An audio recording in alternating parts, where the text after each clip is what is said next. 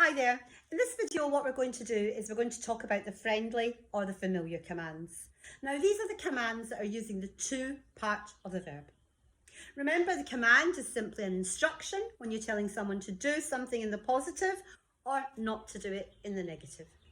There have been previous videos for the simple polite commands, the usted and ustedes, and this is now dealing with the two parts of the verb. So you're being more friendly, more familiar with people. Okay? So in the positive, what we do is we go to the to part of the verb, hablas, and we simply take off the S. And so it becomes habla, H-A-B-L-A. So with an ER verb, it would become come.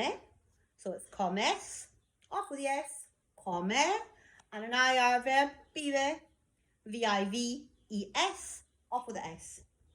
So it's very, very simple to do these simple, friendly, familiar commands using the to part of the verb. To part of the verb and simply remove the S. Now, in the negative, it's slightly different.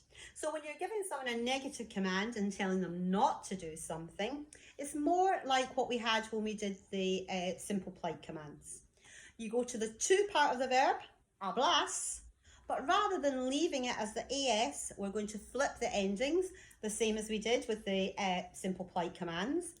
The AR verbs will take the ER endings, becoming no hables, H-A-B-L-E-S, which we would expect to have on the ER endings. And the ER and IR verb endings would take the AR endings. So they would become no comas, C-O-M-A-S, and no vivas, V-I-V-A-S. So just to recap, the friendly, the familiar commands are the commands that we use if we're talking to someone where in our mind we'd be using the to part of the verb. You don't necessarily have to say the to, but we have to know that's what we're implying.